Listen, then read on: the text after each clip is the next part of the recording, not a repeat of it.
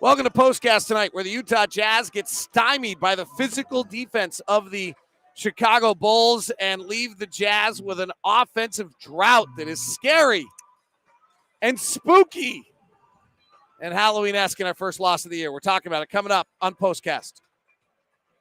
POSTCAST is brought to you by the store at 600 South and 20th East, also located right at the Gateway.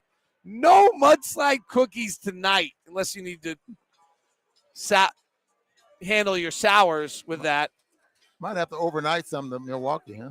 Right. That's a good idea. That's right. I don't know how we're getting dinner tonight in a 13-minute flight, but Ron Boone, let's start with you. What happened to the Utah Jazz tonight? Well, I think we've touched on it, and I think we hit it right on the head there with the Jazz turnovers, really causing some problems for the Jazz scoring the basketball. Careless with the basketball.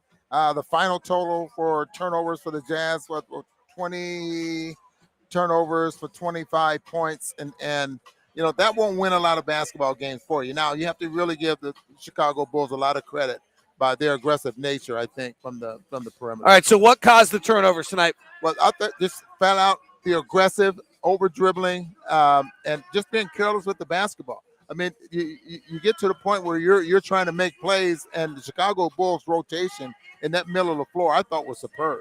I thought it was really, really good.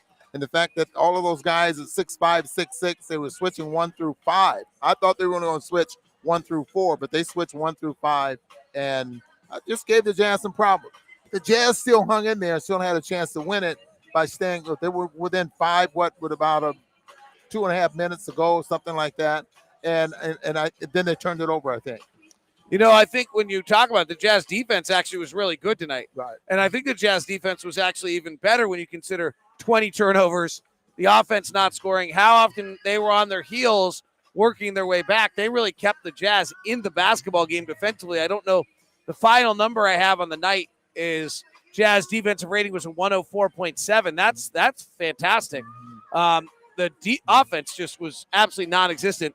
There were a bunch of guys that had just brutal stretches. Jordan Clarkson opened the night missing his first 10 shots, and like I'm not pinning it on Jordan, but quite frankly, if Jordan just makes 3 of those, like it really changes the game. Like you go 0 for 10, and he had 3 turnovers in that stretch. 13 possessions in the first half of the game were empty because he just was not on his game like he usually is. Yeah, and you're right you can say Jordan Clarkson's bad night, especially in that second quarter.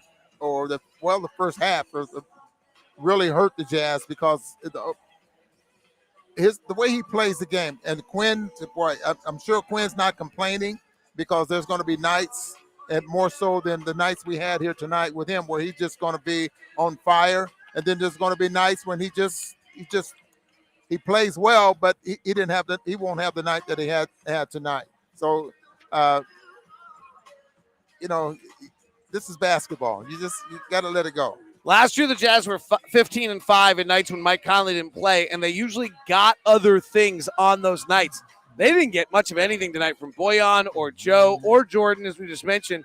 And it really led to Donovan just kind of sitting up at the top with the whole defense zeroing in on him, coming off a pick. Everyone just watching Donovan, and not a lot of ball movement at all. Yeah, every team has a game plan. They want to try to take away the strength of the Jazz. The Jazz want to try to take whatever the strength that the Chicago Bulls have. Force guys like Vukovic to have good nights and not let DeRozan go crazy. DeRozan got into a groove, got to the point where he was making everything down in the paint. One heck of a second quarter there as he ended up with 16 points, 12 of those coming in that second quarter. So, hey, as much as we're talking about what the Jazz didn't do, I think we need to talk about a lot of what the Chicago Bulls did do.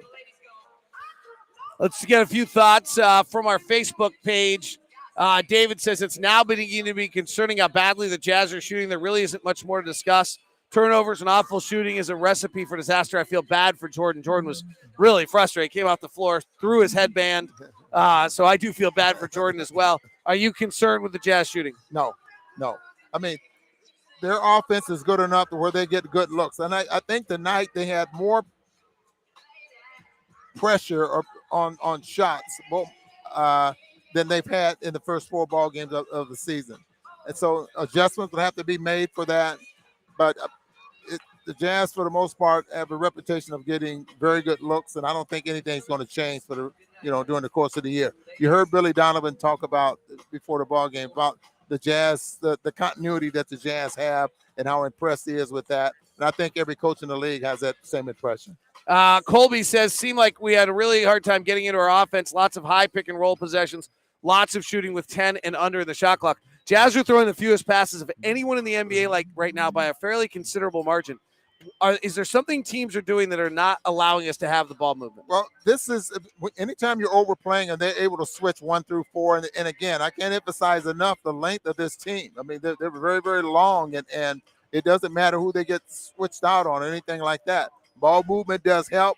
I'm in favor of an old school passing game. When things like this happen, that means you make a pass, you cut to the basket, or you make a pass, you're screening away, that type of thing. You just keep the defense moving. And more importantly, there's something going on the weak side of the floor where the weak side help can't be there because there's action on the weak side of the floor. So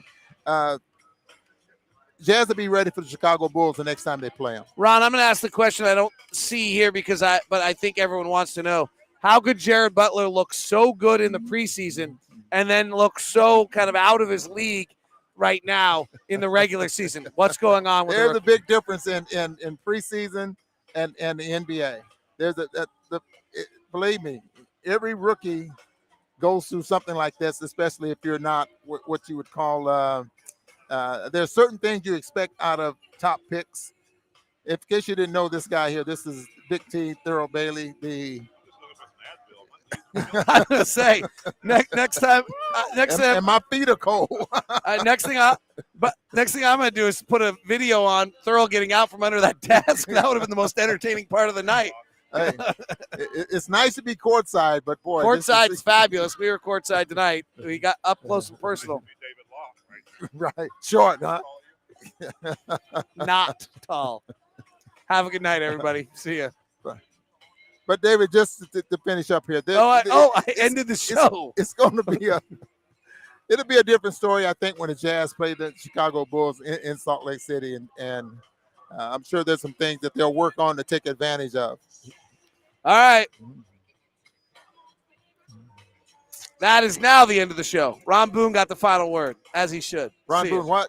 Got the final word. Oh, okay. That doesn't happen that often.